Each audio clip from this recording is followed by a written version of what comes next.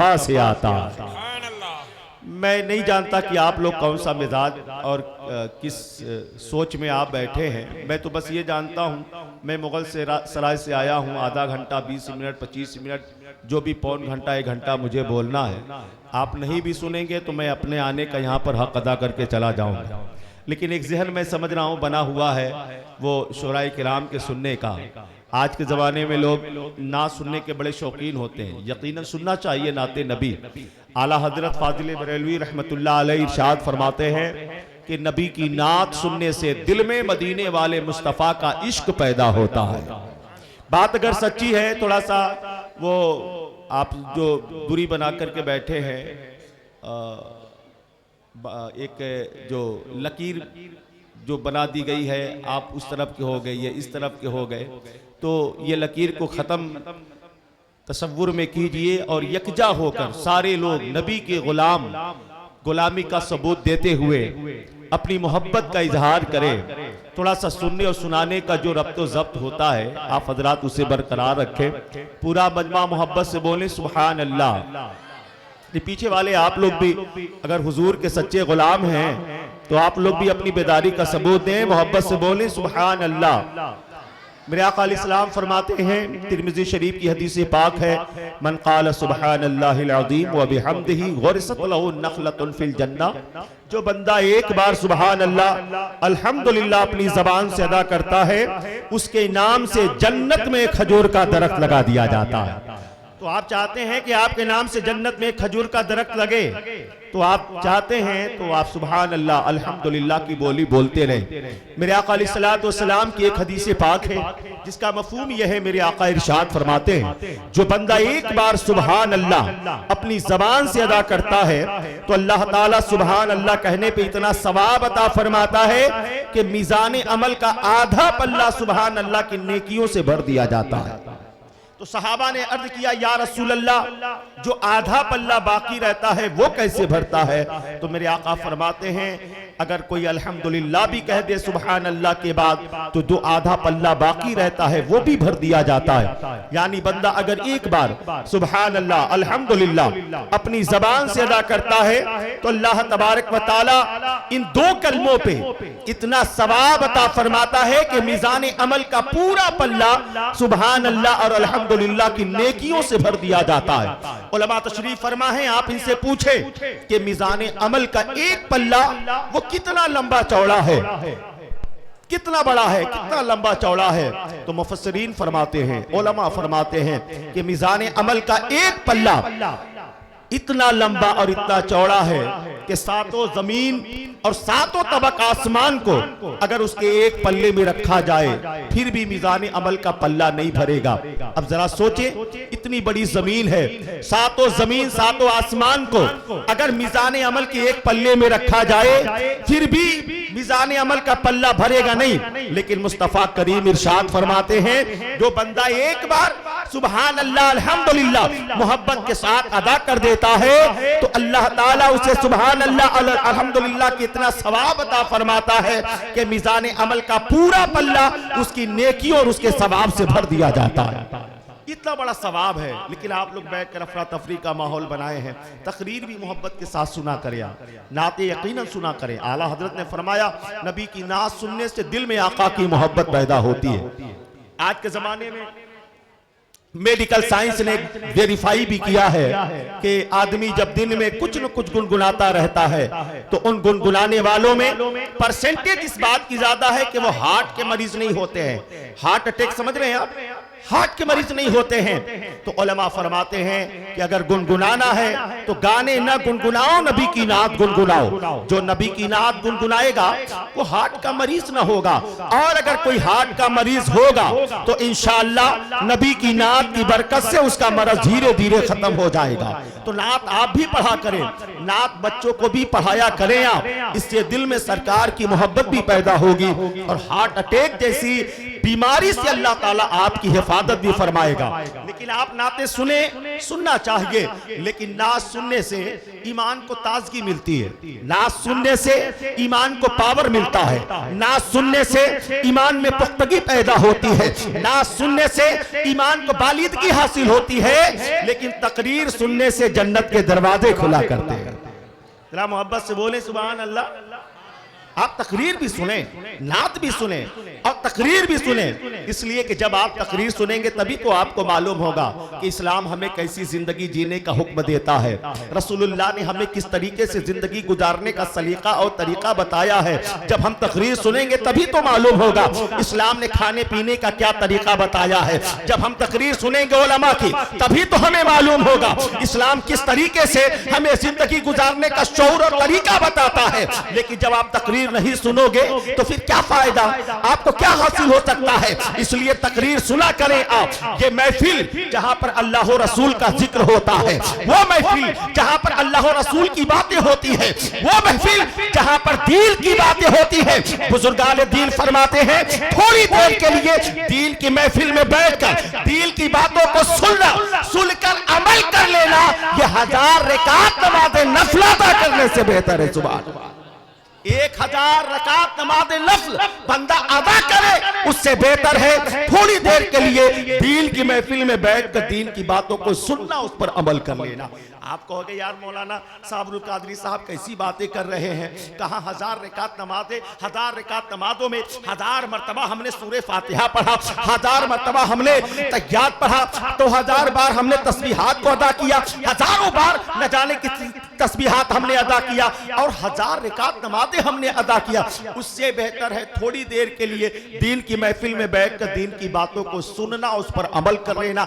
ये बात समझ में नहीं आती है। उलमा तशरीफ फरमा है, आप इनसे पूछें एक बंदा वो जो 50 साल से नमाज पढ़ रहा, कितने साल से? 50 साल।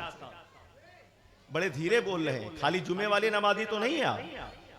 कहीं ऐसा तो नहीं कि खाली जुमे के ही दिन नमाज पढ़ करके 2 रकात से काम चला लेते हैं? 5 वक्त की नमाजों का कोई मतलब नहीं होता है।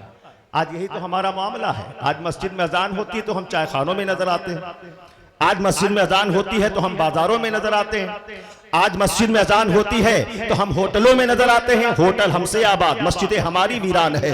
होटल हमसे आबाद है, मस्जिदें हमारी खाली है। याद रखो मुसलमानों, नमाज की पाबंदी करो। बात आगे मैं आपको बताऊं, मैंने सुना है उलमा फरमाते हैं कि एक शख्स आया हजरत मौला अली की बारगाह में, उसने कहा हजरत मैं मौला अली की बारगाह में कहा हुजूर मैंने एक मिन्नत मानी थी, वो मिन्नत पूरी कैसे मैं करूं, वो काम मेरा हो गया, मिन्नत मैं कैसे पूरी करूं। मौला अली ने फरमाया कैसी मिन्नत, कैसी मिन्नत? कहा हुजूर मैंने मिन्नत ये मानी थी कि मेरा फला काम पूरा हो जाएगा तो मैं कुत्ते के साथ बैठ करके खाऊंगा, कुत्ते के साथ बैठ करके खाऊंगा। मौला अली फरमाते हैं आज भी तो बहुत सारे लोग मिन्नतें मानते हैं, आज भी बहुत सारे लोग मिन्नतें मानते हैं। कोई कान छेदाने की मिन्नत मानता है, छोटा बच्चा पैदा हुआ नाक छेदाने की, कान छेदाने की, चोटी बढ़ाने की, ये सारी मिन्नतें हैं। मेरे भाई सुनो, मिन्नतें मानना गलत नहीं है, मिन्नतें मानो।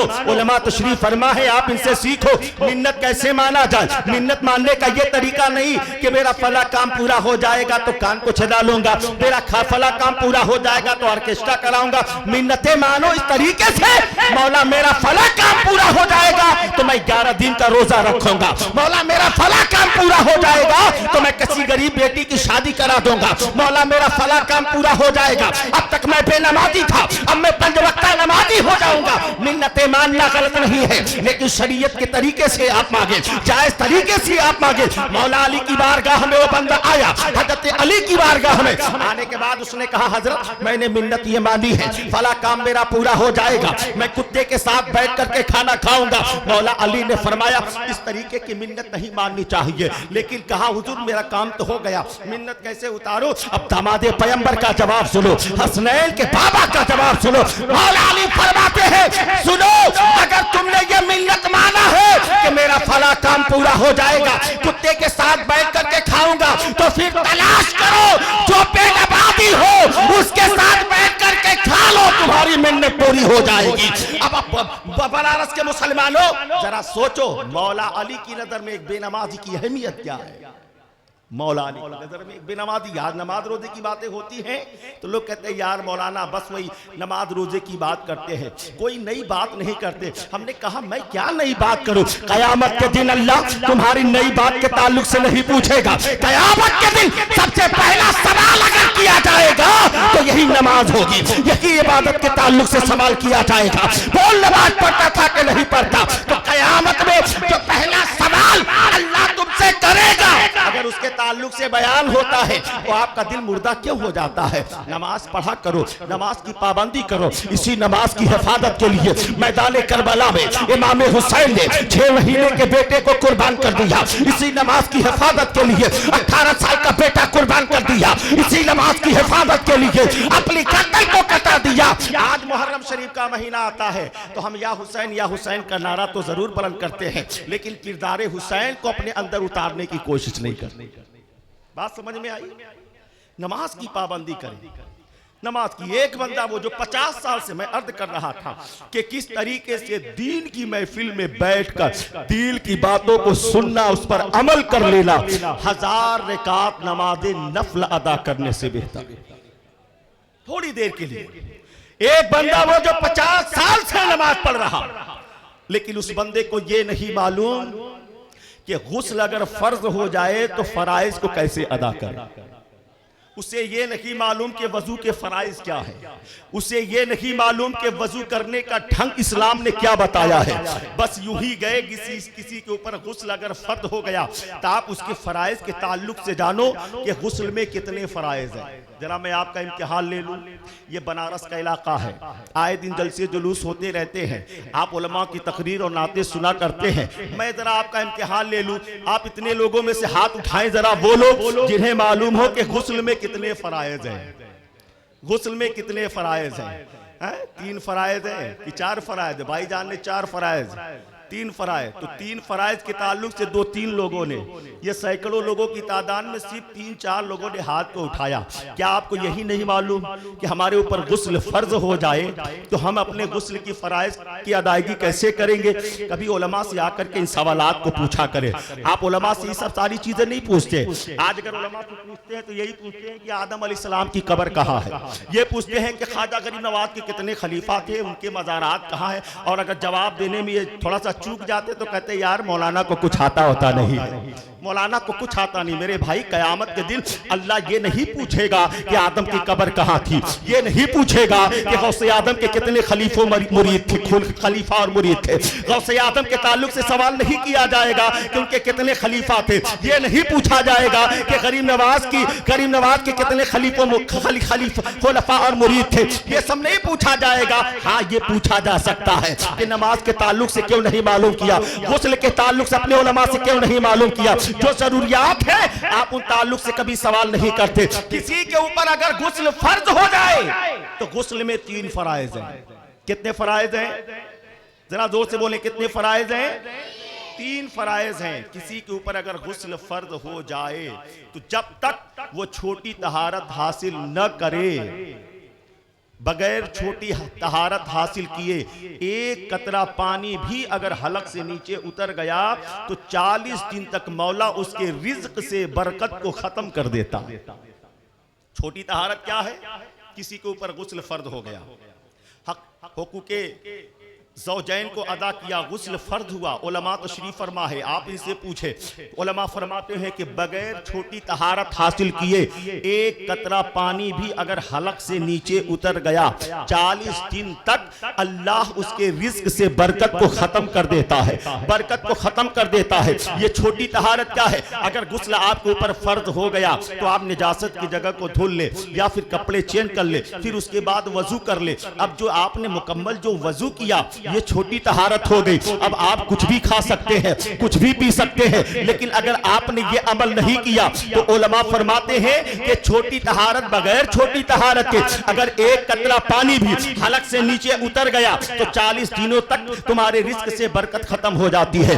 आज तो हालात ये हैं, पैसा खूब कमाता है लेकिन बरकत नजर नहीं आती। उलमा की बारगाह में आएंगे, हजरत तावीज लिख दीजिए, तावीज लिख दीजिए। अब तावीज लिख करके दिया जा रहा है, घरों में टांग टांगा जा रहा है, दुकानों में टांगा जा रहा है, मकानों में टांगा जा रहा है, बरकत नहीं होती है तो फिर दर्द गांव भर में ऐलान करते हैं, अरे मौलाना की तावीज में कोई असर नहीं है, मौलाना की तावीज में कोई असर नहीं है। और याद रखो, घरों से बरकत खत्म होने के कई वजूहात हैं। एक वजह तो ये है कि सरकार ने फरमाया कि जहां पर नापाक होता है वहां पर अल्लाह की रहमतें नहीं आती। मेरे आका ने यह भी फरमाया, जहां पर कुत्ता होता है वहां पर अल्लाह की रहमतें नहीं आती है। मुस्तफा करीम इरशाद फरमाते हैं, जहां पर शराबी होता है वहां पर अल्लाह की रहमतें नहीं आती है। जहां पर जानदार की तस्वीरें होती हैं वहां पर अल्लाह की रहमतें नहीं आती हैं। और भी बहुत सारे वजूहात, लेकिन इन चार चीजों को सामने रखें। पहली चीज क्या मेरे मुस्तफा ने फरमाया, जहां पर नापाक हो वहां पर अल्लाह की रहमत नहीं आती, जहां पर शराबी हो वहां पर अल्लाह की रहमतें नहीं आती है, और जहां पर बेनमाज, जहां पर तस्वीरें हो वहां पर अल्लाह की रहमतें नहीं आती है, और जहां पर माँ बाप, जहां पर शराबी हो वहां पे अल्लाह की रहमतें नहीं आती है। अब जरा सोचे, अब इन तीन चीजों पे गौर करें, इन चीजों पे गौर करें। जहां पर तस्वीरें हों, आज तस्वीर लेने की बीमारी हमारे अंदर पाई जाती है, तस्वीर लेने की बीमारी, और ये बीमारी है सेल्फी की। 4 मंजिला इमारत पर खड़ा है, सेल्फी ले रहा है। अच्छा, यहां से पोज सही नहीं आ रहा है, थोड़ा 2 कदम पीछे आया, यहां से भी सही नहीं आया, 2 कदम और पीछे, 2 कदम पीछे के चक्कर में 4 मंजिला इमारत से नीचे आ गया। बोलो भाई, है कि नहीं ऐसा? रेलवे ट्रैक पर खड़ा है, उधर से ट्रेन आ रही है, पोज ले रहा है, सेल्फी ले रहा है। अरे यहां से मजा नहीं आ रहा, थोड़ा सा 2 कदम पीछे, ट्रेन मार करके चली गई, उसे खबर तक नहीं। लोग अपने तस्वीरों को सजाकर घरों में रखा करते हैं, फिल्मी हीरो और हीरोइन की तस्वीर को घरों में रखा करते हैं। याद रखो, जहां पर जानदार की तस्वीर हो, चाहे वो दरिंदा हो, चाहे परिंदा हो, चाहे इंसान हो, जिस घर में, जिस दुकान में जानदार की तस्वीरें होती है, आमिना के लाल ने फरमाया, वहां पर अल्लाह की रहमतें नहीं आती है, वहां पर अल्लाह की बरकतें नहीं आती है। अगर बरकतें देखना चाहते हो तो उस घरों से जानदार की तस्वीरों को हटा दो और अल्लाह वालों के मजार की तस्वीरों को लगाओ। अब एक चीज आपने गौर किया, जहां पर जानदार की तस्वीर हो वहां पर अल्लाह की रहमत नहीं आती। दूसरी चीज, जहां पर कुत्ता हो, जहां पर कुत्ता हो वहां पर अल्लाह की रहमत नहीं आती। अब दूसरी चीज, जहां पर शराबी हो वहां पर अल्लाह की रहमत, कुछ तो बोलो भाई, वहां पर अल्लाह की रहमत नहीं आती। परेशान तो नहीं हो रहे हैं? मैं आपका बहुत ज्यादा वक्त नहीं लूंगा, लेकिन 9:45 बज चुके हैं, 20-25 मिनट और आप मुझे झेल लें। क्या फरमाया? जहां पर शराबी हो। आज ये वबा हमारे अंदर पाई जाती है। छोटे छोटे बच्चे भी हैं, थोड़ा सा शौक में ऐसे आदी हो जाते हैं, ऐसे आदी हो जाते हैं कि फिर वो शराब के बगैर उनकी जिंदगी नहीं गुजरती। शराब के बगैर, शराब पीते हैं, दारू पीते हैं। एक साहब आए मेरे यहाँ, आने के बाद कहा, मौलाना शराब की हुर्मत कुरान और हदीस में है, ताड़ी की हुर्मत थोड़ी है, बियर की हुर्मत थोड़ी, ये तो फल से बना है, ये तो फ्रूट से बना है। सीधा साधा आदमी था। हमने कहा, यार कैसी बातें कर रहे हो? हमने कहा, अच्छा ये बताओ, तुम कहते हो कि शराब के ताल्लुक से हुर्मत आई है, ये ताड़ी, ये बियर, ये फल से बना है। अब तवज्जो दो, मैंने उससे पूछा, आपकी शादी हो गई? उसने कहा हाँ। हमने कहा औलाद? कहा कि एक 18 साल की बेटी है। मैंने उससे सवाल किया, ये बताओ तुम्हारी शादी हुई, तुम्हारी बीवी तुम्हारे लिए हलाल है कि हराम है? तुम्हारी बीवी तुम्हारे लिए हलाल है कि हराम है? उस नौजवान ने कहा कि बीवी तो मेरे लिए हलाल है। कहा कि उसी बीवी से तुम्हारी बेटी है, वो तुम्हारे लिए हलाल है कि हराम है? नाराज हो गया, चिल्लाने लगा। कहा, मौलाना कैसी बातें कर रहे हो? वो मेरी बेटी है, मेरी बेटी है, वो मेरे लिए कैसे हलाल हो सकती है? वो मेरी बेटी है, वो मेरे लिए कैसे हलाल हो सकती है? हमने कहा तो? कहा बीवी हलाल है, बेटी हराम है। हमने कहा, नादान सुन ले, जिस तरीके से तुम्हारी बीवी तुम्हारे लिए हलाल है, उसी बीवी से बेटी तुम्हारे लिए हराम है। इसी तरीके से अंगूर और सेब को अल्लाह ने हमारे लिए हलाल किया है, लेकिन उससे जो शराब बनाई जाती है उसे शरीयत ने हराम कहा है, उसे मजहब ने हराम कहा है, उसे उलमा ने हराम कहा है, इस पे गौर करना चाहिए। लेकिन आज है शराब पी लेते हैं, समझ में नहीं आता क्या करें। एक ऐसे भी शराबी को मैंने देखा। अच्छा, शराब पीने के क्या नुकसानात हैं? एक तो दुनियावी नुकसानात भी हैं, एक दीनी नुकसानात भी हैं। बंदा जब शराब पीता है उसका जिस्म कमजोर होगा। बंदा जब शराब पिएगा उसका किडनी खराब होगा। बंदा जब शराबी होगा उसका फेफड़ा डैमेज होगा। बंदा जब शराबी होगा वो सेहत के तौर पे बिल्कुल खत्म होता जाएगा। लेकिन ये जिस्मानी तकलीफ और जिस्मानी अमराज का वो शिकार हो जाएगा। लेकिन जब बंदा शराबी होगा उसका ईमान खतरे में पड़ जाएगा। बंदा जब शराबी होगा उसका ईमान कमजोर हो जाएगा। बंदा जब शराबी होगा नमाज रोजे में उसका दिल नहीं लगेगा। मैं कहता हूं मेरे भाई, अगर तुम्हें शराब पीना है तो दुनिया का शराब ना पियो, शराब इश्क मुस्तफा पी लो। सुभान अल्लाह। शराब आज बहुत सारे लोग हैं। मैं एक जलसे में जा रहा था इसी बनारस के इलाके में। रात के वक्त मैं रिक्शे पर सवार होकर के जा रहा था। मैंने क्या देखा, एक शराबी है, इतना चढ़ा लिया कि बीच चौराहे पर बिल्कुल पड़ा हुआ है। होता है ऐसा, बहुत सारे रास्ते में आपको मिल जाएंगे। पी करके बिल्कुल इतने फूल हो जाते हैं कि खबर तक नहीं होती कौन आ रहा है कौन जा रहा है। बिल्कुल लुंड मुंड है और पी करके इतना पी लिया उसने, चढ़ा लिया कि एक कुत्ता आया और आकर उसके मुंह पे पेशाब करने लगा। वो शराबी कहता है ये कौन सी क्वालिटी की शराब है? कुत्ते का पेशाब पी रहा है और कहता है कौन सी क्वालिटी की शराब है? साकिया और पीला और पीला और पीला। कुत्ते का पेशाब पी रहा है, बोल रहा है और पीला। मैं कहता हूं मेरे भाई मत पियो ऐसी शराब जो शराब और कुत्ते के पेशाब में फर्क पैदा न करने पाए। कुछ ऐसे भी शराबी होते हैं, शराब पी करके घर पे आते हैं तो उन्हें खबर तक नहीं होती है कि मेरी बहन कौन है, मेरी बीवी कौन है। साबिरुल कादरी आपको मैसेज देना चाहता है मेरे भाई, अगर तुम्हें शराब पीना है ये दुनिया की शराब न पियो जो शराब पेशाब और शराब में तमीज पैदा न करने पाए, जो बहन और बीवी में फर्क पैदा न करने पाए। अगर शराब पीना है तो शराब इसके मुस्तफा पी लो जिसे अबू बकर ने पिया है, सदाकत के ताजदार बन गए हैं। हजरत उमर ने पिया है, अदालत के दाता बन गए हैं। उस्मान गनी ने पिया है, सखावत के ताजदार बन गए हैं। मौला अली ने पिया है, शुजाअत के बादशाह बन गए। इमाम हसन ने पिया है, इमामत के ताजदार बन गए। वो शराब इसके मुस्तफा जिसे हुसैन ने पिया है, शकीदों के इमाम बन गए। हाँ हाँ, वही शराब इसके मुस्तफा है जिसे गौसे आजम ने पिया है, जिसे अब्दुल कादिर ने पिया है, गौसे आजम बन गए हैं। जिसे मोइनुद्दीन ने पिया है, गरीब नवाज बन गए हैं। मुझे कहने दिया जाए वो शराब इसके मुस्तफा है जिसे बरेली के अहमद रजा ने पिया है तो आला हजरत बन गए हैं, मुजद्दिद मिल्लत बन गए हैं, मुजद्दिद मिल्लत बन गए हैं। वो शराब इसके मुस्तफा जिसे बरेली के मुस्तफा रजा ने पिया है, मुफ्ती आजम बन गए हैं। जिसे हबीबुर रहमान ने पिया है, मुजाहिद मिल्लत बन गए हैं। वो शराब इसके मुस्तफा जिसे अमजद अली ने पिया है, सदरुल शरिया बन गए हैं। जिसे अब्दुल अजीज ने पिया है, हाफिज मिल्लत बन गए हैं। हाँ हाँ, वही शराब इसके मुस्तफा है जिसे बरेली की अख्तर रजा ने पिया है तो ताजु शरिया बन गए। सुभान अल्लाह। नारे तकबीर, नारे रिसालत, जश्न ईद मिलादुन नबी, मसलके आला हजरत, उलमाए अहले सुन्नत, नारे तकबीर, नारे रिसालत। इसलिए अपने मुआशरे से इन तमाम चीजों का बाइकाट होना चाहिए, खात्मा होना चाहिए। शराब पीने से मुआशरा खराब होता है, शराब पीने से हमारे घरेलू माहौल खराब होते हैं, शराब पीने से बच्चों की जिंदगी तबाह बर्बाद होती है, शराब पीने से घर के अंदर से रहमतें खत्म हो जाती है। मुस्तफा इरशाद फरमाते हैं जहां पर शराबी हो वहां पे अल्लाह की रहमतें नहीं आती है। और उसके बाद मेरे आका ने फरमाया कि जहां पर नापाक हो, जहां पर नापाक हो वहां पे अल्लाह की रहमतें नहीं आती है। किसी के ऊपर अगर गुस्ल फर्ज हो गया तो जब तक वो फराइज को अदा नहीं करेगा वो बंदा नापाक ही होगा।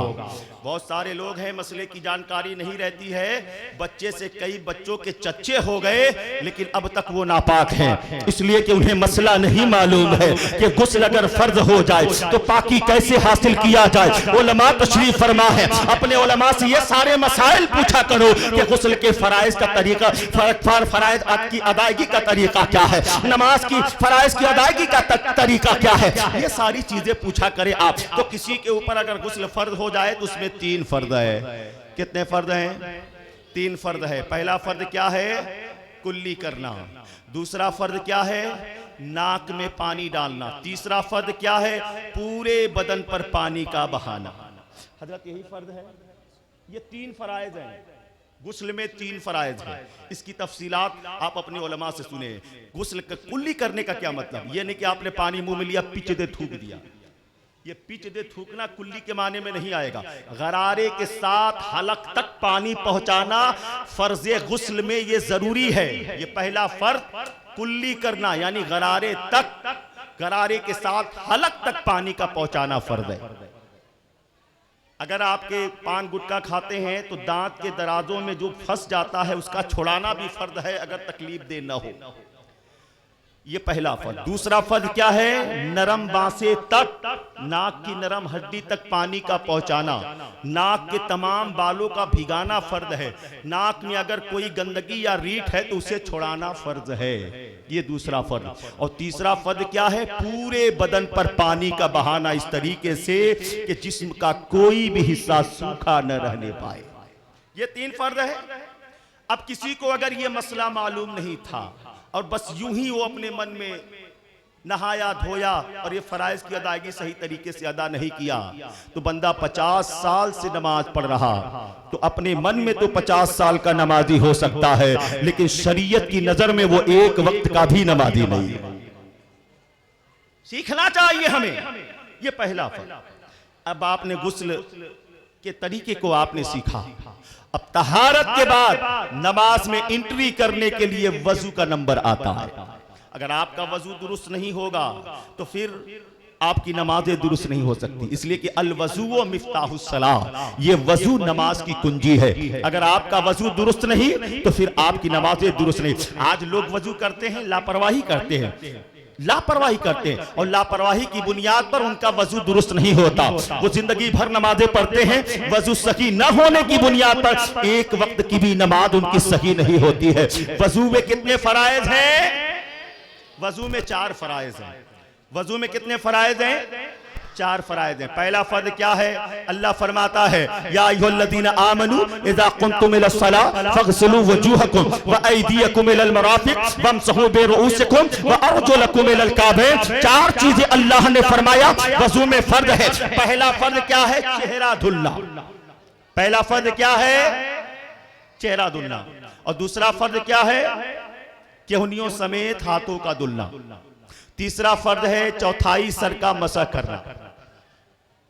और चौथा फर्ज है टखनों समेत पांव का धुलना। ये 4 चीजें फर्ज हैं, ये फराइज हैं। बाकी जो हाथ धोया जाता है, कुल्ली किया जाता है, नाक में पानी डाला जाता है, तो ये सुन्नत में आते हैं। ये करना भी जरूरी है, ये सुन्नत में आते हैं, सुन्नत में आते हैं। तो अब बहुत सारे लोग हैं वजू करते हैं, जब मुंह धोने का नंबर आता है तो मुंह पे पानी छप्पा मारा और इस तरीके से चपोड़ लिया। तो चपोड़ने से ये चेहरा धुलने का माना नहीं लिया जाएगा। बहुत सारे लोग हैं हाथ धुलने की बात आती है तो हाथ में पानी लिया और इस तरीके से करने के बाद इस हाथ से पूरा चपोड़ लेते हैं। तो चपोड़ने से तो मसा कहलाएगा। पानी का बहाना जरूरी, जो भी आज़ाए वजू है उन जगहों पे पानी का बहाना जरूरी है। कम से कम 1-2 कतरे पानी वहां पे बह जाए, वरना आपका वो गुस्ल न सही हो, आपका वजू सही न होगा। अब वो बंदा जो सही तरीके से चेहरा न धुल रहा हो, एक वो बंदा जो सही तरीके से हाथों को न धुल रहा हो, एक वो बंदा पैर धुल लेता है, लेकिन धुलने के बाद भी जगह जगह जो है वो पैर में सूखा सूखा सा लगता है कि सही तरीके से पानी उस जगह पे पहुंचा नहीं है। अब जरा गौर करो मुसलमानों, अब बंदा है न सही तरीके से वजू कर रहा है, न सही तरीके से गुस्ल कर रहा है। बगैर गुस्ल और वजू की सेहत के बंदा अगर नमाज पढ़े तो क्या उसकी नमाज दुरुस्त हो सकती है? क्या उसका सजदा दुरुस्त हो सकता है? कबूलियत तो अपनी जगह यार, शरीयत की नजर में अगर देखा जाए एक सजदा भी उसका दुरुस्त नहीं हो सकता, एक सजदा भी उसका दुरुस्त। इसलिए कि नमाज को सही करने के लिए पहले वजू को सही करना होगा। वजू को सही करने के लिए पहले हमें अपने तहारत को सही करना होगा। ना हमारी तहारत दुरुस्त है, ना हमारा वजू सही है। जब हमारी तहारत और हमारा वजू दुरुस्त नहीं है तो हमारे नमाज कैसे सही हो सकते हैं, हमारी तिलावत कैसे सही, हमारे रुकू कैसे दुरुस्त हो सकते हैं, हमारा सजदा कैसे दुरुस्त हो सकता है। इसलिए नमाज में एंट्री करने से पहले ये देखो कि हमने गुस्ल के फराइज को सही तरीके से अदा किया कि नहीं, वजू के फराइज को हमने सही तरीके से अदा किया कि नहीं। अब एक बंदा वो 50 साल से नमाज पढ़ रहा, लेकिन उसे मालूम नहीं है गुस्ल का तरीका क्या है, उसे मालूम नहीं है वजू का तरीका क्या है। बगैर गुस्ल और वजू के तरीके को जानते हुए गलत तरीके से वो वजू कर रहा है, नमाजें पढ़ रहा, 50 साल से नमाज पढ़ रहा, एक वक्त की नमाज सही नहीं, एक वक्त की नमाज सही नहीं है, लेकिन थोड़ी देर के लिए दीन की महफिल में आ गया, महफिल मिलादुन नबी में। अब इसको यहाँ पर ये मसला बताया गया कि जो थोड़ी देर के लिए दीन की महफिल में बैठता है, कैसे 1000 रिकात नमाज नफल अदा करने से बेहतर है। अब जरा सोचे 50 साल में कितने 1000 रिकातें पढ़ी होगी, लेकिन थोड़ी देर के लिए दीन की महफिल में बैठा। अब इसके सामने गुस्ल का तरीका बताया गया, बंदे ने गुस्ल का तरीका सीखा, वजू का तरीका बताया गया, बंदे ने वजू का तरीका सीखा। अब यहाँ से सीखकर जब वो जाता है घर पर, अब सही तरीके से गुस्ल कर रहा है, सही तरीके से वजू कर रहा है। जब उसका गुस्ल सही हो गया, जब उसका वजू सही हो गया, अब जो नमाज़ें पढ़ेगा उसका सजदा भी दुरुस्त होगा, उसका रुकू भी दुरुस्त होगा, उसकी इबादत, उसकी बंदगी और उसकी नमाज़ें भी दुरुस्त होगी।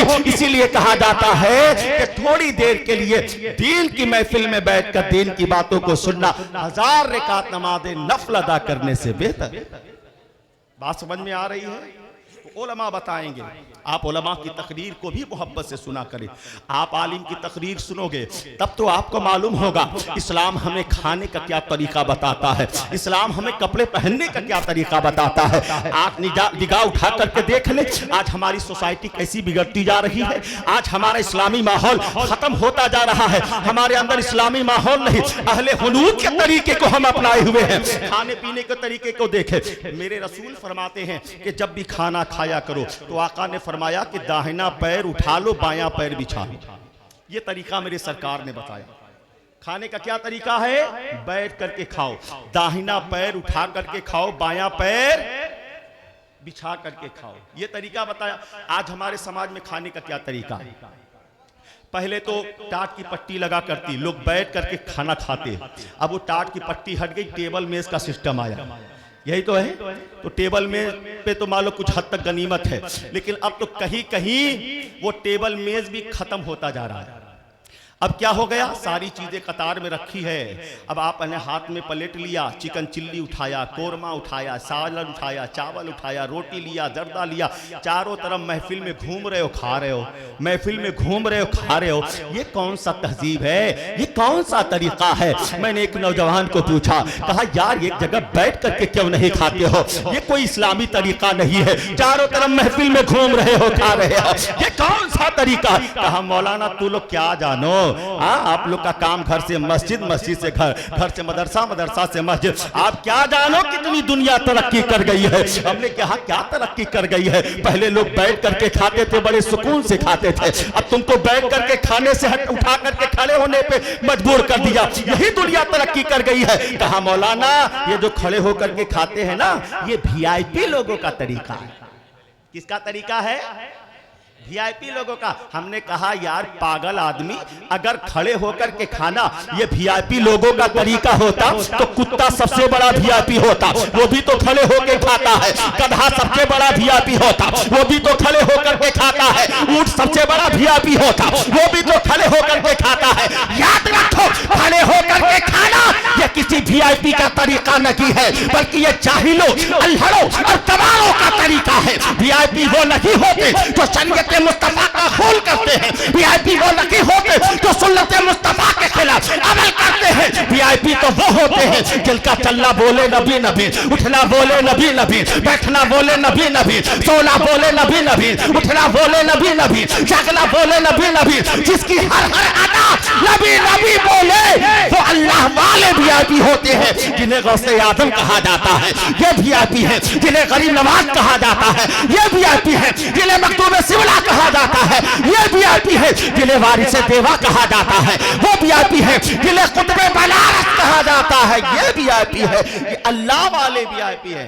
हाँ, ये जाहिलो अल्हड़ों को कहता है कि बंदा VIP है। याद रखो, खड़े होकर के खाना इस्लाम ने 1450 साल पहले बयान किया।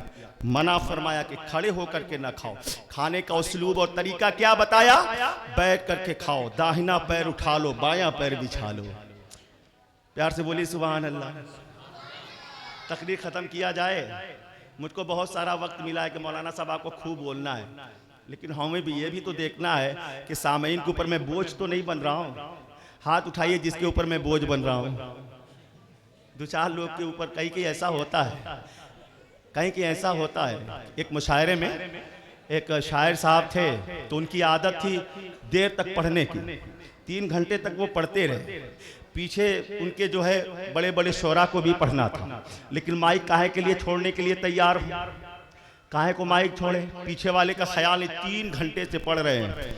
तो जानते हैं कितना अच्छा कोई पढ़ने वाला हो, जब वक्त ओवर होने लगता है तो सामईन परेशान हो जाते हैं। ज़ैनुल आबिदीन साहब आए हैं, 2 घंटा पढ़ ले, लेकिन 3 घंटा 4 घंटा जब जाएगा तो लोग सोचेंगे यार कब ख़त्म करें, कब हम अपने घर जाएं। तो यही होता है ना। तो आ गए, 3 घंटे से वो पढ़ रहे हैं। जब हटने का नाम नहीं लेते तो बीच सामने एक चच्चा बैठे हुए थे, हाथ में लाठी लिया और आकर के स्टेज के आगे पीछे घूमने लगे।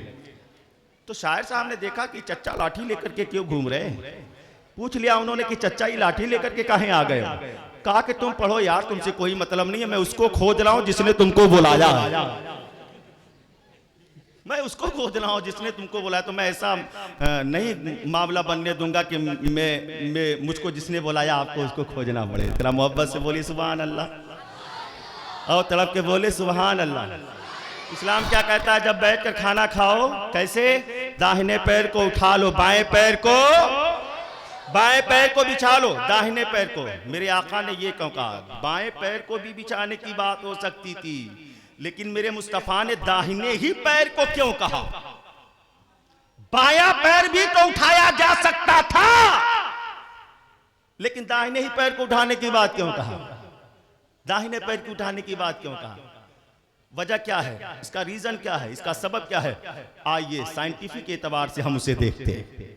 मेरे सरकार ने 1450 साल पहले बयान किया, लेकिन आज के ज़माने के जो मॉडर्न साइंसदान है वो टेक्नोलॉजी इतनी डेवलप कर चुकी है कि वो सरकार ने जो 1400 साल पहले कहा, आज साइंस उस बात को प्रूफ करती हुई नजर आ रही है। प्रूफ करती नजर आ रही है। लोग कहते हैं कि इस्लाम खतरे में है, इस्लाम खतरे में। यार इस्लाम कभी न कल खतरे में था, न आज खतरे में है, न सुबह कयामत तक खतरे में हो सकता है। प्यार से बोलो सुभान अल्लाह।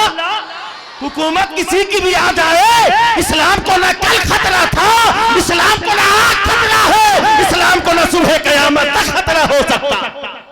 अभी चंद साल पहले, 10 साल पहले जब हुकूमतें तब्दील हुई, डर लगा मुसलमानों को क्या होगा। गुजरात का कांड सामने था, गोधरा का कांड सामने था। हामला औरत के पेट को चीर कर बच्चे को निकाल कर उसे मारा गया। हुकूमत उसी की आई, हाकिम वही बन करके आया। हाकिम वही बन के डर लगा क्या होगा, अब हमें मारा जाएगा, हमें काटा जाएगा, हमारा क्या होगा, हमारा क्या होगा। जब मुसलमान डरने लगा, कुरान की आयत ने पुकार करके कहा, अल्लाहुम्मा मालिकल मुल्क व कुलिल्लाहुम्मा मालिकल मुल्क तुतिल मुल्क मन तशा व तंज़िउल मुल्क मिम्मन तशा व तुइज़्ज़ु मन तशा व तुज़िल्लु मन तशा इन्नका अला कुल्लि शैइन कदीर। हुकूमत का ममलकत का मालिक, हुकूमत का मालिक मेरा खुदा है। वो जिसे इज्जत देना चाहे कोई जलील नहीं कर सकता, जिसे जिल्लत देना चाहे कोई उसे इज्जत नहीं दे सकता। अगर मेरा खुदा किसी चाय बेचने वाले को हिंदुस्तान का बादशाह बना सकता है, तो बाकी खुदा उसकी हुकूमत छीन कर उसे रोड का भिखारी भी बना सकता है।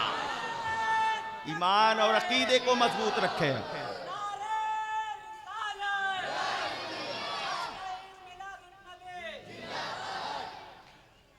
बात समझ में आई? एक दानिश्वर ने कहा पूरी दुनिया में सबसे बेस्ट रिलीजियन अगर कोई है तो वो मजहब इस्लाम है, वो दीन इस्लाम है। लेकिन कहा सबसे अच्छा मजहब इस्लाम है। लेकिन आज के जमाने को देखते उसने कहा सबसे बुरी कौम अगर है तो वो मुसलमान है। आज हमारा अखलाक खत्म होता जा रहा, हमारा कैरेक्टर खत्म होता जा रहा। एक मुसलमान दूसरे मुसलमान को देख करके जलता नजर आ रहा है, एक मुसलमान दूसरे मुसलमान को देख करके जल भूल जा रहा है। हसद की आग उसके दलदल बैठी हुई है। एक मुसलमान अगर उरूजो तरक्की कर रहा है तो मुसलमान उसको देख करके खुशी और मसरत का इजहार नहीं करता, बल्कि जल भूल बैठता है। याद रखो मुसलमानों, मेरे आका अलैहिस्सलातु वस्सलाम ने एक मुसलमान की डिफिनीशन बयान फरमाई, खुसूसियत बयान फरमाई। अल मुस्लिमु मन सलिमल मुस्लिमून मिन लिसानिही व यदिही। मुसलमान की खुसूसियत यह है कि एक मुसलमान अपने हाथ और जबान से दूसरे मुसलमान भाई को महफूज रखे। आज हमारा मामला क्या है? आज ना हमारे हाथ से ना हमारे जबान से कोई मुसलमान महफूज है। बोलो, हम अपने हाथ से ना अपने जबान से मुसलमान को महफूज रखते हैं। कुरान इस्लाम कहता है, मेरे आका फरमाते हैं, मुसलमान की खुसूसियत यह है इमाततुल अज़ान तरीक, रास्ते से ईमान तकलीफ देने वाली चीजों को हटा देना, यह भी ईमान का एक हिस्सा है। प्यार से बोले या सुभान अल्लाह। ये ईमान का हिस्सा है।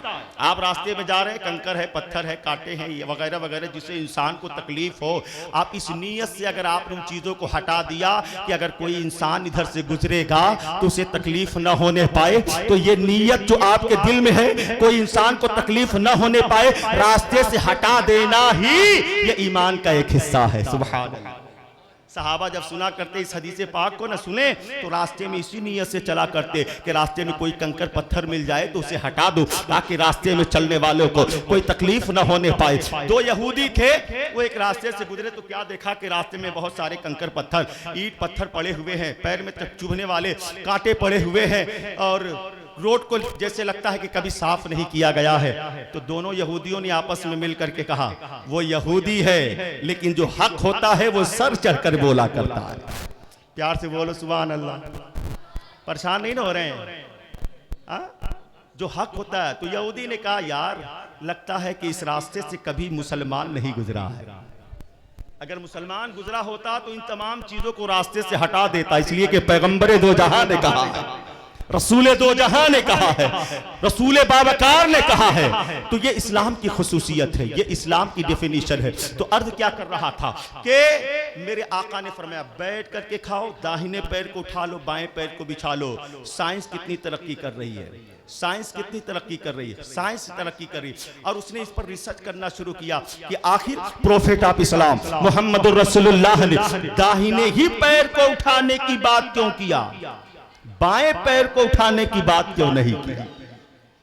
हम बायां पैर भी उठा करके खा सकते हैं, दायां पैर बिछाकर, लेकिन रसूलुल्लाह ने ये क्यों कहा, दाहिने पैर को उठाओ, बाएं पैर को बिछाओ? इसमें हिकमत क्या है, इसमें राज क्या है? तो साइंसदानों ने, डॉक्टरों ने जब इस पर रिसर्च किया तो जो रिजल्ट सामने आया, वो रिजल्ट ये आया कि आज पूरी दुनिया में एक मर्ज बहुत तेजी से बढ़ रहा है, जिसे अपेंडिक्स कहा जाता है।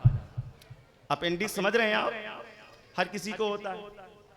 एक छोटी सी आंत होती है जो अमूमन दाहिनी तरफ, पेट में दाहिनी तरफ होती है, जो अमूमन बंद होती है। आदमी जब खाना खाता है तो कभी कभी आंत का मुंह खुलता है, तो उस खाने में, उस आंत में खाने के कुछ कण, खाने के कुछ अज्जा उस आंत में पहुंच जाते हैं, जिससे आंत सख्त हो जाती है, आंत में शक्ति पैदा हो जाती है। और जब शक्ति पैदा होती है तो वही आंत दर्द देने लगती है। और अगर मौके पर ऑपरेशन न कराया जाए, आंत अगर फट जाए तो इंसान की मौत वाक़ई हो सकती है। ये मसला, ये डॉक्टर कहते हैं। हर किसी को अपेंडिक्स होता है, दाहिनी तरफ अमूमन बंद होती है। आदमी जब खाना खाता है, कभी कभी खाने के कुछ हिस्से उस आंत में पहुंच जाते हैं, वो दाहिनी तरफ है, पेट के दाहिनी तरफ। अगर बाएं तरफ आपके पेट में दर्द है तो अपेंडिक्स नहीं हो सकता, इसलिए अपेंडिक्स का दर्द जब भी होगा तो दाहिनी तरफ, इसलिए कि अपेंडिक्स वो दाहिनी तरफ है। अब जरा सोचे, पैगंबर इस्लाम ने क्या कहा, जब खाना खाया करो तो दाहिना पैर उठा लिया करो, बायां पैर बिछा लिया करो। अब डॉक्टरों ने जब इस पर रिसर्च किया है, इस पर तहकीक किया है, जब इसका जायजा लिया है, तब उन्हें बात समझ में आ गई कि बंदा जब दाहिने पैर को उठाता है तो ये जो जानू है ना, इस जानू से ये आंत दब जाती है। दाहिने पैर को उठाएंगे, आप बैठेंगे, दाहिना पैर को उठाया, बाएं पैर को बिछाया, ये जो जानू है इससे ये आंत दब गई, जिधर अपेंडिक्स वाला, अपेंडिक्स वाली वो छोटी सी आंत है। जब दाहिना पैर आपने उठाया, वो जानू से आपकी आंत दब गई। जब आंत दब गई, आंत दबने की वजह से उस आंत का मुंह बंद हो गया। अब बंदा कुछ भी खाए, आंत का मुंह बंद होने की वजह से उसके अंदर खाने का कोई जुज नहीं जा सकता, खाने का कोई कल नहीं जा सकता। पता ये चला मुसलमानों, बंदा अगर दाहिनी तरफ पैर उठा करके खाता खाता है तो अपेंडिक्स की मरज से अल्लाह ताला उसकी हिफाजत फरमाता है। डॉक्टर कहते हैं, साइंसदान कहते हैं, हमने रिसर्च आज किया है, लेकिन पैगंबर दो जहां ने, प्रोफेट ऑफ इस्लाम ने 1450 साल पहले बयान फरमा दिया है, बंदा जब दाहिने पैर को उठा करके खाता है तो अपेंडिक्स से खतरनाक मर्द से उसकी हिफाजत भी हो जाती है और सुन्नत रसूल पर अमल करने से उसकी इबादत भी हो जाती है। आज साइंस तरक्की कर रही है और जैसे जैसे साइंस तरक्की करती जा रही है, इस्लाम का शिराजा उतना ही अल्लाह ताला बढ़ाता जा रहा है, इस्लाम की तरक्की उतनी ही होती जा रही है। पूरी दुनिया में इस्लाम ही के खिलाफ पूरी दुनिया एकजुट है कि इस्लाम को खत्म कर दिया जाए। बोलो यही तो है भाई। आज फिलिस्तीन में क्या है, आज इजराइल क्या कर रहा है कि फिलिस्तीनियों को खत्म कर दिया जाए, उन्हें मार दिया जाए, उन्हें खत्म कर दिया जाए, उन्हें मार दिया जाए। लेकिन याद रखो मुसलमानों, ये इजराइल क्या पूरी दुनिया मिलकर अगर मुसलमानों को खत्म करना चाहे खत्म नहीं कर सकती। अरे जब 313 मुसलमान थे तो उसे कोई खत्म न कर पाया। आज तो करोड़ों की तादाद में है, आज तो अरबों की तादाद में है। मुसलमान अपने अमाल की वजह से परेशान तो हो सकता है, उसे मारा तो जा सकता है, उसे तकलीफें तो दिया जा सकता है, लेकिन मुसलमान को कभी खत्म नहीं किया जा सकता, इस्लाम को कभी खत्म नहीं किया जा सकता। इस्लाम को खतरा नहीं, इस्लाम पे अमल पैरा न होने की वजह से मुसलमान खतरे में आ गया है। बात समझ में आ रही? आज अगर मुसलमान अमल पैरा हो जाए तो इस्लाम का मुसलमान मानने वाला मुसलमान, कल भी उसका अल्लाह ने रुतबा बुलंद किया था, आज भी उसका रुतबा बुलंद है। सुभान अल्लाह। पूरी दुनिया में एक सर्वे किया गया, जरा देखा जाए कि पूरी दुनिया में सबसे ज्यादा कहां इस्लाम की मुखालफत होती है, सबसे ज्यादा इस्लाम की मुखालफत कहां होती है। जब सर्वे किया गया तो सर्वे करने वालों ने यह पाया कि पूरी दुनिया में अमेरिका एक ऐसा मुल्क है जहां पर इस्लाम के खिलाफ सबसे ज्यादा आवाज उठाई जाती है, जहां पर इस्लाम के खिलाफ सबसे ज्यादा लोगों को भड़काया जाता है। ये सर्वे में बात क्लियर हो गई कि पूरी दुनिया में जितनी कंट्रीज हैं, पूरे वर्ल्ड में जितनी कंट्रीज हैं, पूरी दुनिया में जितने देश, जितने ममालिक हैं, पूरे मुल्क में सबसे ज्यादा जिस मुल्क में इस्लाम के खिलाफ आवाज उठाई जाती है वो कौन सा मुल्क है? अमेरिका। तो सर्वे करने वालों ने इस बात को बताया। अच्छा, अब सर्वे इस बात का किया गया कि अब जरा ये देखा जाए कि पूरी दुनिया में वो कौन सा मुल्क है जहां पर इस्लाम में लोग तेजी के साथ दाखिल हो रहे हैं, इस्लाम का कलमा तेजी के साथ पढ़ रहे हैं। रिजल्ट जब सर्वे किया गया तो रिजल्ट देने वालों ने रिजल्ट ये दिया कि जहां पर सबसे ज्यादा इस्लाम के खिलाफ आवाज उठाई जाती है वहीं पर लोग सबसे ज्यादा इस्लाम को कबूल करते नजर आ रहे हैं। इस्लाम को न कल खतरा था, इस्लाम को न आज खतरा है, इस्लाम को न सुबह क़यामत तक खतरा हो सकता है। इस्लाम तलवार के जोर से नहीं फैला है, इस्लाम अखलाक़ मुस्तफ़ा से फैला है, अखलाक़ मुस्तफ़ा से फैला। हिंदुस्तान के लीडर करमचंद गांधी ने यह कहा था कि जब तक मैंने प्रोफेट ऑफ इस्लाम मोहम्मद रसूलुल्लाह की जीवनी को नहीं पढ़ा था और कुरान मुक़द्दस का हिंदी तर्जमा मैंने नहीं पढ़ा था, तो वो गांधी जी कहते हैं तब तक मैं समझता था कि इस्लाम तलवार के जोर से फैला है, इस्लाम ताकत के बलबूते फैला है, इस्लाम जोर के बलबूते फैला है। लेकिन गांधी जी कहते हैं जब से मैंने कुरान का हिंदी अनुवाद पढ़ा है, जब से हमने जब प्रोफेट ऑफ इस्लाम मोहम्मद रसूलुल्लाह के कैरेक्टरों, सीरत और उनके किरदार को पढ़ा है, तो वो गांधी जी कहता है तब मुझे मालूम हुआ पूरी दुनिया में अगर इस्लाम फैला है तो ताकत के बलबूते नहीं फैला है, जोर के बलबूते नहीं फैला है। अगर इस्लाम फैला है तो कुरान की सच्चाई और मोहम्मद रसूलुल्लाह के अच्छे अखलाक की वजह से फैला है, अच्छे किरदार की वजह से फैला है, अच्छे अखलाक की वजह से इस्लाम फैला है। अब इसी चीज को देख लें आप, सरकार के कैरेक्टर, सरकार की सीरत, बड़ा वाकया मशहूर है ना, वाकया सुनाना मकसूद नहीं है। मेरे आका हैं मक्के से बाहर, खत्म कर दिया जाए,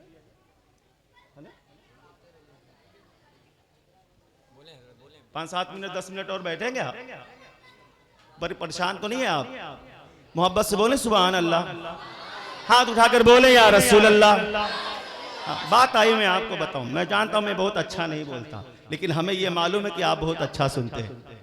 मैं तकरीर इसलिए नहीं करता कि आपको मज़ा आ जाए, आपको अच्छा लगे। मैं तकरीर इसलिए करता हूं कि आपको अच्छा लगे न लगे, जिस नबी की बात मैं कर रहा हूं उस मदीने वाले मुस्तफ़ा को अच्छा लग जाए। नात पढ़ने वालों से भी गुजारिश यही है, दिल में ये तहैया करके नबी की नात पढ़ा करें कि लोगों को अच्छा लगे न लगे, मैं जिस नबी की नात पढ़ रहा हूं उस मदीने वाले मुस्तफ़ा को अच्छा लग जाए, सरकार को अच्छा लग जाए। एक मिसरा भी अगर बारगाहे मुस्तफ़ा में मकबूल हो गया ना, तो पूरी जिंदगी का नात पढ़ना वसूल हो गया। हम तकरीर करते हैं, अगर तकरीर का एक जुमला भी आका की बारगाह में मकबूल हो जाए तो मेरी पूरी जिंदगी की तकरीर करना ये मेरा मकबूल हो जाए, वसूल हो जाए। बात समझ में आई? अब ज़हन हादी करें, तवज्जो दे आप। सरकार के अखलाक किरदार की वजह से इस्लाम फैला। अखलाक मुस्तफ़ा, किरदार मुस्तफ़ा को देख कर न जाने कैसे कैसे लोगों ने कलमा पढ़ा और मुसलमान हो। अगर इस पे बात किया जाए तफसीली गुफ्तगू तो बड़ी लंबी बातें चल जाएगी, लेकिन एक चीज मैं बताना चाहूंगा। कादी जी ने क्या कहा कि मैंने कुरान की सदाकत को देखा, कुरान जैसा सच्चा और कुरान जैसा अच्छा अल्लाह का कलाम जो अल्लाह ने पैगंबर इस्लाम के ऊपर नाजिल किया है। गांधी जी का कहना है कि कुरान की सच्चाई की वजह से इस्लाम फैला है। आज जो चीजें साइंस डेवलप कर रही है, साइंस तरक्की कर रही है, खोज आज कर रही है, रिसर्च आज कर रही है, लेकिन कुरान ने 1450 साल पहले ही बयान फरमा दिया। कुरान ने 1450 साल पहले तमाम चीजों को कुरान में बयान कर दिया। उलमा तशरीफ फरमा है, आप इनसे पूछें, अल्लाह फरमाता है वला रतबी वला याबिसिन इल्ला फी किताबिम मुबीन, कोई खुश कोई तर ऐसा नहीं है जिसका जिक्र हमने कुरान में न किया हो। अल्लाह ने फरमाया वनज़्ज़लना अलैकल किताब तिबयानन लिकुल्लि शै, ऐ महबूब हमने हर चीज का जो किताब आपके ऊपर नाजिल किया है उसमें हर चीज का रोशन बयान कर दिया। यही तो है, अल्लाह फरमाता कुरान में हर चीज का जिक्र है, कुरान में हर चीज का जिक्र है, हर चीज का जिक्र। अच्छा, एक साहब खड़े हो गए, कहा मौलाना आप कहते हो कुरान में हर चीज का जिक्र है, हर चीज का जिक्र है, हर चीज का जिक्र है, तो बताओ ये जश्न ईद मिलादुन नबी जो यहाँ के लोगों ने मनाई ये कुरान में कहाँ है? सवाल हो सकता है, जुलूसे मोहम्मदी निकालते हो ये कुरान में कहाँ है? जुलूसे हुसैनी निकालते हो ये कुरान में कहाँ है? गौस की 11वीं कुरान में कहाँ है? करते हो ये कुरान। मैंने कहा यार कुरान में हर चीज का जिक्र है, ये मैं नहीं कहता, मेरा खुदा कहता है। यार से बोलो, मेरा रब कहता है, ये मैं नहीं कहता, मेरा खुदा कहता है। हर चीज का जिक्र है। कहा जब कुरान में हर चीज का जिक्र है तो हमें नजर क्यों नहीं आता, हमें दिखाई क्यों नहीं देता? हमने कहा सुनो, कुरान का इल्म हर एक के लिए नहीं है, ये मुस्तफ़ा जाने रहमत के लिए है, मुस्तफ़ा के लिए है, और मुस्तफ़ा की अता से किसी किसी के लिए है। वरना बाज सहाबे किराम को कुरान के उलूम पर इतना अबूर हासिल था, वो फरमाते हैं कि अगर हमारे ऊँटों की रस्सियां गुम हो जाती तो हम उसे कुरान में तलाश लिया करते। इतना इल्म उनको अल्लाह ने अता फरमाया था। हर चीज का इल्म अल्लाह ने कुरान में रखा है, हर चीज का इल्म। बात को मैं समेटना चाहूं, बात को खत्म करना चाहूं, हर चीज का इल्म है कुरान में। अब मिसाल के तौर पर आप समझे, ये कई चैनल वाले हैं जलसे की रिकॉर्डिंग कर रहे हैं। हमारे स्टेज पर साजिद रजा मोहम्मदाबादी हैं, साजिद रजा जंगीपुरी भी हैं, हमारे रियाज नोमानी भी हैं, आपके ज़ैनुल आबदीन साहबी कानपुर से आ गए हैं। हाँ, तो पूरे हिंदुस्तान का दौरा होता है। तवज्जो में समझाने के लिए, तो जगह जगह लोग जो है इसी तरीके से चैनल लेकर के रहते हैं। अब तो डीवीडी वगैरह का सिस्टम खत्म हो गया। हाँ, पहले डीवीडी जब 10 साल 15 साल पहले एक डीवीडी में चंद जगहों की तकरीरों को एक डीवीडी में महफूज किया, और उसके बाद मैंने एक अनपढ़ आदमी को वे डीवीडी दिया। उस डीवीडी में बनारस की, आदमगढ़ की, हर जगह की तकरीरें और नात खानी उसमें मौजूद है, एक ही डीवीडी में। समझाने के लिए मैं अर्ज कर रहा हूँ। मैंने उसे दिया और देने के बाद कहा, वो पढ़ा लिखा आदमी नहीं था, कम पढ़ा लिखा। हमने कहा कि लो इसे, उसने कहा ये क्या है? हमने कहा लो इसको देखो, इसमें बनारस है, इसमें आजमगढ़ है, इसमें गाजीपुर है, इसमें इलाहाबाद है, इसमें यूपी है, इसमें बिहार है, इसमें आंध्रा है, इसमें झारखंड है, इसमें कलकत्ता है, दिल्ली है, बॉम्बे है। जहाँ जहाँ की नात खानी या जहाँ जहाँ के जलसे उस डीवीडी में महफूज थे। मैंने उन जगहों का नाम लिया, हमने कहा ये जगहें इसमें मौजूद हैं। अब उसने डीवीडी को लिया, अब ये डीवीडी लिया, उलट पलट करके देखा, कहा मौलाना या तो आप पागल हो या फिर मुझे पागल समझ रहे हो। हमने कहा मतलब, कहा आप कहते हैं इसके अंदर बनारस है लेकिन हमें नजर नहीं आ रहा, आप कहते हो इसके अंदर जौनपुर है, हमें तो नजर नहीं आ रहा, आप कहते हो गाजीपुर है, इलाहाबाद है, यूपी है, बिहार है, झारखंड है, दिल्ली है, कलकत्ता है, बंबई है, हमें नजर नहीं आ रहा है। हमने कहा कि तुम्हें इसलिए नजर नहीं आ रहा है कि तू सिर्फ डीवीडी को देख रहा है। हमने कहा फिर तुम्हें क्या नजर आ रहा है? कहा कि कुछ नाम लिखा हुआ है, कुछ नंबर लिखा हुआ है, हमें तो और कुछ नजर नहीं आ रहा। हमने कहा तुझे इसलिए नजर नहीं आ रहा है कि तू सिर्फ डीवीडी को देख रहा है। हमने कहा इस डीवीडी को डीवीडी प्लेयर के अंदर डालो, फिर स्क्रीन पर देखो, तब तुम्हें गाजीपुर भी नजर आएगा, बनारस भी नजर आएगा, तुम्हें दिल्ली भी नजर आएगा, आंध्रा भी नजर आएगा, यूपी भी नजर आएगा, बिहार भी नजर आएगा। उसने कहा ये डीवीडी प्लेयर किस बला का नाम है? हमने कहा तुझे नहीं पता है इसलिए तुम्हें नजर नहीं आता। आज का पागल मौलवी बोलता है कुरान में ये कहा है, कुरान में ये कहा है, कुरान में वो कहा है, कुरान में ये कहा है। हमने कहा नादान, तू सिर्फ कुरान को देख रहा है इसलिए तुम्हें नजर नहीं आ रहा है। इस कुरान को सीने मुस्तफा में डाल, मिशकाते नबूवत की स्क्रीन पर देख, तुम्हें कायनात का जर्रा जर्रा नजर आएगा, जमीन का चप्पा चप्पा नजर आएगा। अल्लाह ने फरमाया हमने हर चीज का जिक्र कुरान में कर दिया। कुरान को समझना है तो दामने मुस्तफा से तुम्हें राब्ता बनाना होगा, राब्ता बनाना होगा। मैंने बहुत ज्यादा आपका वक्त ले लिया, मैंने जो आया करीमा तिलावत किया उसका तर्जमा कर दूं। रब्बे कायनात फरमाता है लक़द कान लकुम फी रसूलिल्लाहि उस्वतुन हसना, तुम्हारे लिए अगर कोई आइडियल है तो वो कोई और नहीं, वो ज़ाते मुस्तफ़ा है, आमना के लाल की ज़ात है। आप उनकी ज़िंदगी को अपनी ज़िंदगी के साँचे में ढालने की कोशिश करें। आपकी ज़िंदगी का एक एक लम्हा मुस्तफ़ा जान रहमत की सुन्नत के साँचे में ढल जाए तो इंशाअल्लाह आप यहाँ भी कामयाब रहोगे और मरने के बाद मैदान महशर में भी अल्लाह आपको कामयाबी का सेहरा अता फरमाएगा। मेरे बोलने में कोई भी लफ्ज़ ख़ता हो गई हो तो मैं रब्बे कायनात की बारगाह में इन तमाम उलमा को हाजिर व नादिर और शाहिद बनाकर इस्तिग़फ़ार करता हूँ। आप हज़रात भी मेरे साथ मिलकर पढ़ लें, अस्तग़फ़िरुल्लाह रब्बी मिन कुल्लि ज़ंबि व अतूबु इलैहि, हक़ ला इलाहा इल्लल्लाहु मुहम्मदुर रसूलुल्लाह। फिर आज हक के लिए जा फिदा करे कोई, वफा भी झूम उठे यूं वफा करे कोई। नमाज 1400 सालों से इंतजार में है, हुसैन की तरह मुझको अदा करे कोई। वाखिरु दवाना अनिल हम्दुलिल्लाहि रब्बिल आलमीन। अस्सलामु अलैकुम व रहमतुल्लाहि व बरकातहू।